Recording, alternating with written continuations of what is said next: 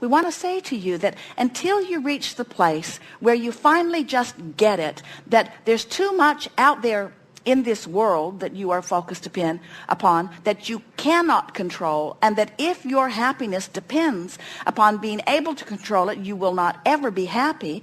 And there is an alternative other than isolating yourself away from things that bother you. And that alternative is fixating on things that feel good until you've practiced that so powerfully in your vibration that only things that feel good then come into your world. In other words, sometimes people say, Abraham, I don't get what you're saying. If I focus upon the best part of my world and I achieve only that vibration, then won't the universe just bring me a really good world? And won't I just observe my really good world? And then won't the universe just bring me more of a really good world? And isn't that sort of what I've already been doing here? And we say, yes, but we want you to go beyond getting your feeling response from what you're observing. We want you to use the power of your mind to take things that you are worried about, like the polar bears, and envision them into a place where you feel better. Just like our friend is warming up for his run so that he doesn't strain a muscle, we want you to warm up for your jog through the world. We want you to warm up for the friend who might approach you with information about something that you don't want. We want you to be ready for it. We want you to be warmed up and ready for it. And so when the bird falls out of its nest, what happened when the bird nest fell down? Well, the little birdlets died. I mean, they were gone when I found them, and they passed over into whatever birds go. And so what do you think the lifespan of the bird is? Not that long. And do you have a lot of little bird funerals in your life? In other words, or do you accept the coming and going and the coming and the going and the coming and going and coming and going? And so when you find the birds and you realize that they're gone, is there a way that you can soothe yourself? In other words, or do you just take the trauma of it at face value and just carry that around with you until somebody brings you an even bigger trauma to talk about? Or could you sort of warm yourself up for that? Could you talk yourself into alignment about something like that?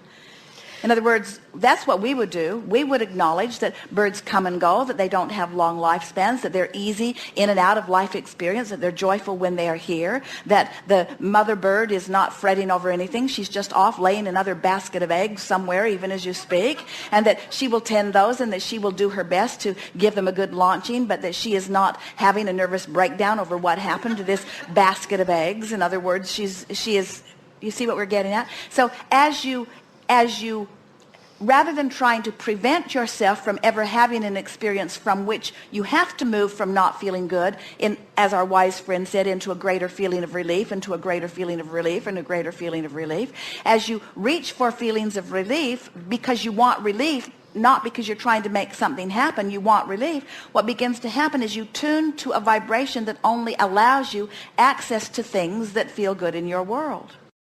Esther is discovering the bigger her life gets, the less control she has over more components of it. And when you believe that you have to control your world, then you have to live a very narrow world.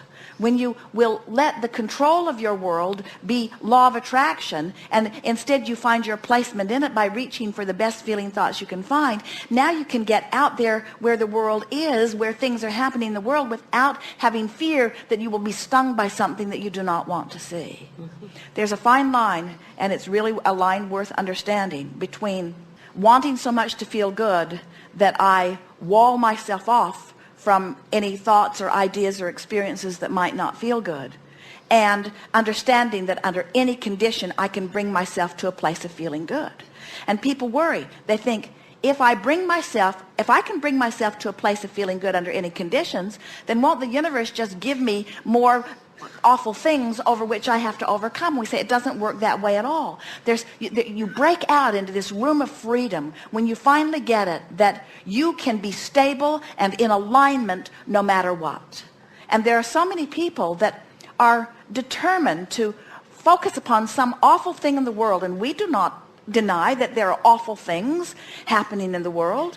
They're determined to focus upon some awful thing in the world and fixate on it with some intention of they're fixating on the awful thing, somehow then shedding light on it and solving the problem. And we say fixating on the awful thing only separates you from the solutions, from the answers, and from who you are the whole time that you're fixated on it.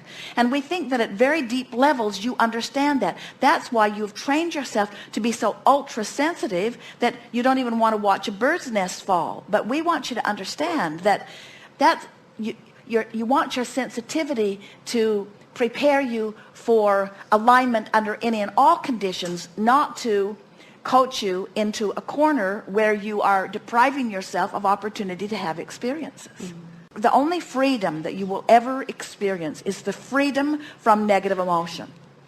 And negative emotion, the freedom from negative emotion does not mean depriving yourself of exposure to experience. It means tuning yourself to the best of every experience.